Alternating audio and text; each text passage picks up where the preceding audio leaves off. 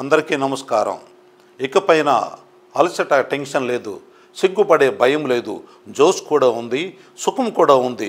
జీవితం కావాలి, దేనికి లీవ్ ముష్టం ఉందిగా.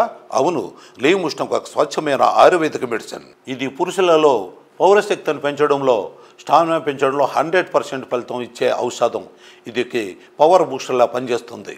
ములోండో, శతవరి, అశ్వగంధ, కాంచిబి, లవంగం, జాజికాయ, అరక్కర, శుద్ధి విశ్వకంద్, గోక్షర, రససింధూరం, స్వర్ణమాసిక భస్మం, ములేటి, తాళమకాన చాలా మొదలైన అరుదైన మూలికలతో తయారైంది.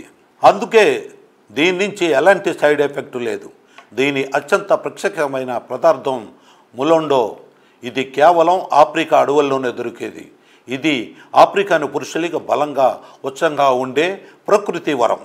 నిజానికి ఆఫ్రికాను పురుషుల యాక్టింగ్ లైఫ్ వెనుక ఉన్న ఒక రహస్యం ఇదే.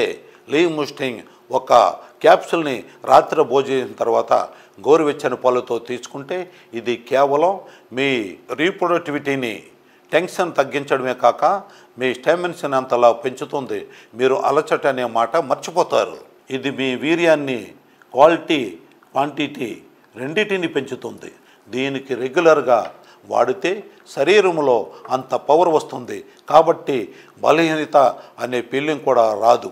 అందుకే సంతృప్తికరమైన శృంగార జీవితం కోసం ఆచూకీ వరం లీవ్ ముస్టాంగ్ రిలేషన్లో వేడి సౌఖ్యం కోసం ఇది గ్యారంటీ.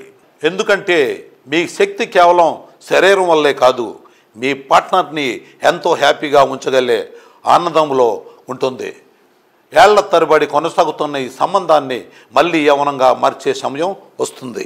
ఎప్పటి నుండో మీలో ఉండే లీవ్ ముస్టాంగ్ దాన్ని మేలుకొల్పే శక్తి రోజుకి ఒక క్యాప్సూల్లో మీరు ఆపుతారు. అన్స్టాపబుల్.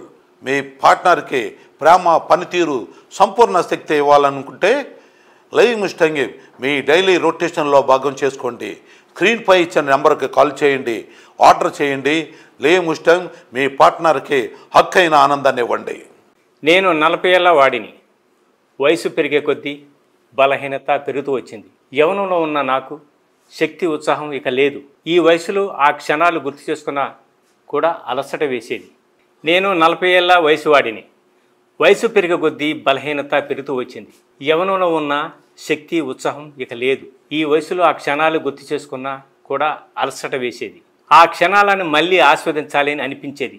కానీ ధైర్యం రాలేకపోయేది. దీనికి ఎన్నో మార్గాలు ప్రయత్నించాను, కానీ ఎలాంటి ఫలితం రాలేదు. నా భార్య కూడా